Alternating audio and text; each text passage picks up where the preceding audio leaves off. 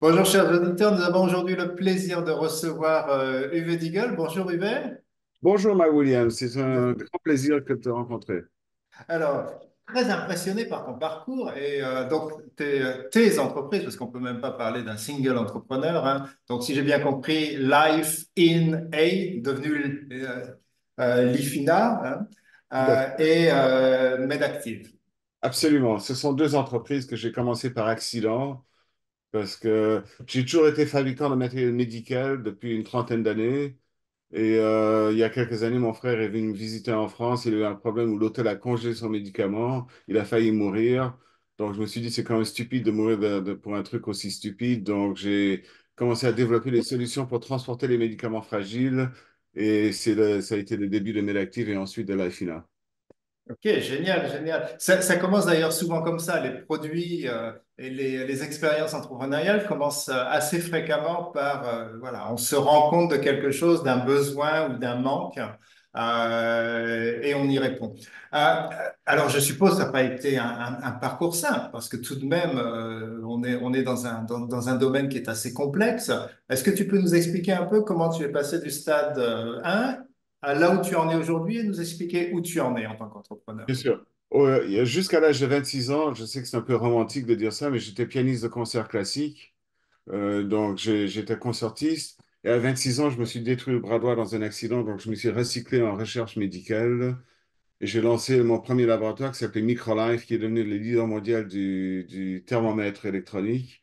Ensuite, j'ai lancé le laboratoire iHealth, tout ce qui est la santé connectée.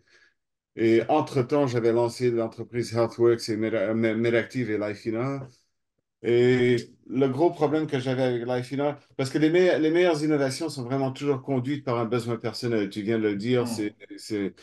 et j'avais un problème, c'est comment est-ce que je peux générer du froid presque infini avec très peu de puissance.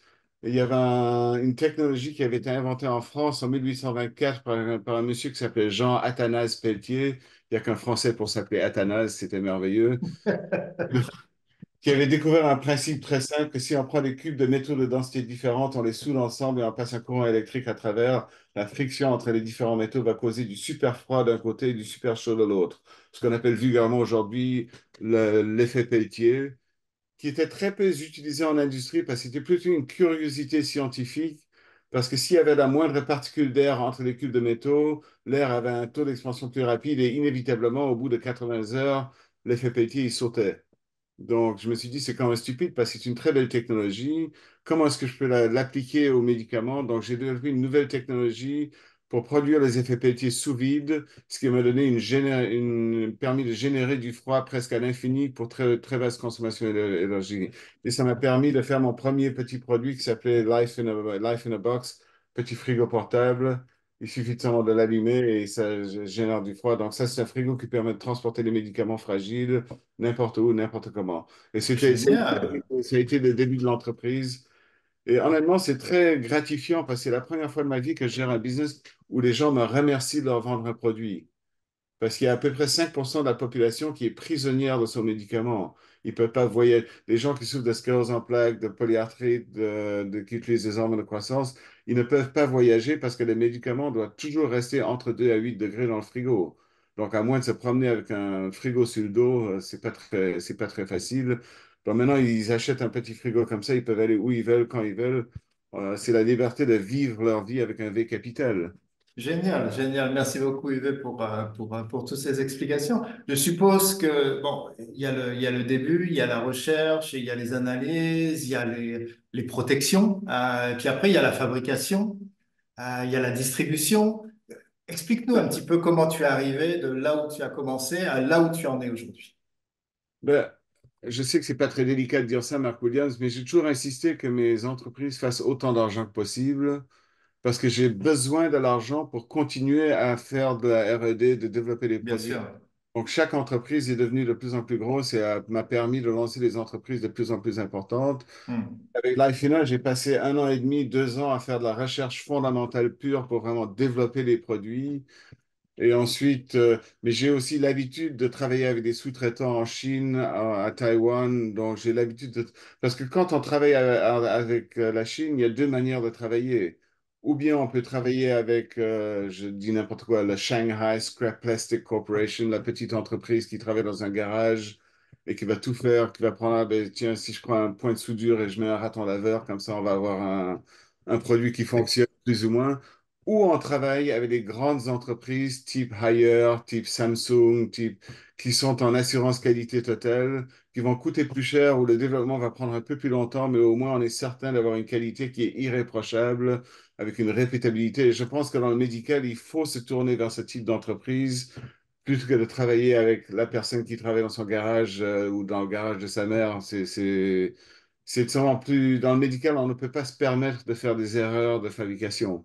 Tout à fait. Merci beaucoup pour ces explications. Alors, aujourd'hui, alors la plupart des personnes avec lesquelles nous travaillons, la plupart des personnes que nous interviewons sont souvent dans les services. Les services, bon, voilà, c'est moins lourd, c'est moins complexe. Très souvent, en tout cas, il y a cette perception. Aujourd'hui, donc, tu fabriques, donc ça veut dire aussi que tu stockes, je suppose. Absolument. Tu dois stocker, comme j'ai cru comprendre que tu vendais sur de nombreux pays et pas simplement sur le territoire français. Absolument, je vends dans le monde entier. Donc, j'ai une très grosse filiale en Australie qui s'occupe de tout ce qui est l'Australie et tous les pays asiatiques là, et l'Asie du Sud-Ouest. Et j'ai une Mhm. filiale au Canada qui s'occupe du Canada et des États-Unis. Je me suis concentré sur les trois grosses zones qui sont l'Europe, les États-Unis, l'Australie et l'Asie. J'ai tendance à moins frapper sur les pays en voie de développement parce que c'est une question de temps et d'investissement de rapport qualité-prix. C'est beaucoup plus difficile pour moi de pénétrer un marché comme l'Amérique du Sud où j'ai aucune connaissance de distribution, tandis que dans les grosses zones, vraiment, hein, ça fait depuis 30 ans qu'on travaille dedans, donc on les connaît très bien. Pardon, excuse-moi, Oui, oui, non, non, il y a pas de souci. Quand tu parlais, j'étais en train de me dire en même temps, ah oui, mais c'est tous ces marchés émergents où la difficulté d'arriver à la source d'énergie, à l'électricité, est d'autant plus complexe. Je me dis, est-ce que quelque part, ce ne sont pas des marchés très intéressants, au contraire, pour Absolument, tes produits? ce sont des marchés absolument intéressants. C'est le même principe que le fabricant de chaussures qui va en Afrique et qui dit, regarde, il n'y a personne qui a de chaussures. Et d'autres, le fabricant lui dit, mais il n'y a personne qui a des chaussures, c'est un marché Ouais, fantastique. ouais, Et en même temps, ouais, j'ai des produits qui sont relativement chers à fabriquer. ouais. Et je suis au niveau de mon business où je me concentre d'abord sur les gros pays. Je prends les fruits bas, si tu Hmm. vois ce que je veux dire. Donc, je prends pour pouvoir plus tard me concentrer sur les pays des pays émergents. Mais pour l'instant, je veux dire, certainement pour les 2 ou 3 prochaines années, je suis encore sur les gros marchés parce que je suis encore en train de Super. consolider mon marché. Très bien, merci beaucoup Yves pour cela. Trois autres points. Tout à l'heure, tu disais quelque chose d'hyper important. Tu disais, bah oui, une entreprise, à un moment donné, on a besoin de faire des investissements pour pouvoir se développer. Pour pouvoir faire ces investissements, on a besoin d'argent. Et donc, une de tes focalisations bon, oui, il faut que les entreprises génèrent suffisamment d'argent pour qu'elles puissent continuer à vivre et être à même de pouvoir croître. On dit d'ailleurs souvent que l'argent, c'est le sang de l'entreprise, hein. Oui, c'est le nerf de la guerre. Voilà, c'est le nerf de la guerre, c'est absolument indispensable pour pouvoir fonctionner. Est-ce que tu peux nous en dire un peu plus sur la perception que tu as des entreprises, des startups, du monde d'aujourd'hui, de la vitesse à laquelle ça va, et donner quelques conseils aux uns et aux autres? Bien sûr. Si j'ai des conseils à donner, hein, je ne suis pas vraiment un expert dans le milieu, mais ma première entreprise, grosse entreprise dans le transport des médicaments, c'était un Medactive qui fabriquait des trousses pour les laboratoires pharmaceutiques pour le transport de leurs médicaments. Et quelques années plus tard, j'ai lancé la division Lifina pour faire le petit frigo. Et Lifina, je l'ai traité comme, parce on est en France, c'est Startup Nation, c'est La France en marche, c'est French IoT et tout ça. Donc, je l'ai positionné comme une startup, même si en fait c'était une fausse startup, parce que j'ai moi-même mis l'argent, j'ai moi-même mis l'investissement, et je suis un des seuls entrepreneurs qui ne cherche pas des investisseurs. Mais en même temps, je pense, vu que j'ai beaucoup travaillé dans ce milieu de la start-up française, je pense qu'il y a trop de start-up qui ont tendance à tendre la main avant même d'avoir un modèle économique. Je Hmm. pense qu'il faut absolument savoir comment est-ce qu'on va faire de l'argent, commencer à générer un peu d'argent avant de chercher des investissements.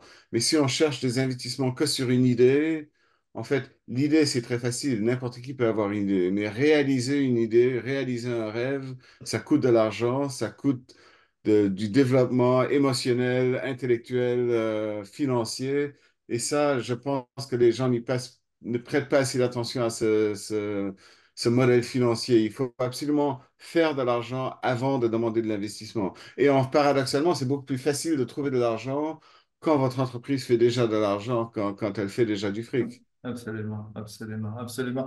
Oui, c'est intéressant ce que tu dis, parce que c'est vrai que le monde des startups est un monde très dynamique où, quelque part, voilà, les idées, les innovations viennent, mais on ne sait pas encore comment on va les transformer, comment est-ce que ça va devenir générateur, à un moment donné de... Je suis aussi investisseur dans plusieurs startups, mais il n'y a pas un jour qui ne se passe avant que quelqu'un ne vienne pas me voir en me disant, j'ai une idée fabuleuse, est-ce que tu veux investir? Hmm. Oui, comme je te dis, avoir une idée, c'est facile. Mais et pendant des années, moi, je travaille dans la hardware, je fais du hard. Généralement, les investisseurs, ils ont peur du hard. La Hmm. hardware, c'est hard, ils disent toujours.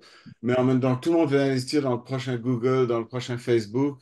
Mais imagine si tu avais investi dans le prochain Apple. Apple, c'est la combinaison parfaite du hard avec le logiciel. Si tu as les deux, moi, je travaille dans le hardware avec l'iPhone. Et j'ai bien sûr des applications connectées qui vont traquer la température, qui vont vous envoyer des rappels de prise de médicaments, etc. Là, je suis le roi du pétrole parce que je travaille dans les deux milieux. Si on se concentre que sur une direction, c'est Jacques Prévert qui disait, il suivait son idée, mais comme son idée était fixe, il n'avançait guère. En fait, Oh, c'est très beau, hein? ouais, très joli, très joli, très Je joli. parle bien français pour un immigré. Alors, on prend encore une dernière minute, mais justement, par rapport, tu disais, immigré. Je suis ici. Moi, j'ai choisi d'habiter en France en 2002 parce que je pense que c'est le plus beau pays au monde. Je te disais, il fait toujours beau à Paris, hein. Même quand il pleut, je suis ravi d'être ici. C'est pour moi un privilège d'habiter en France.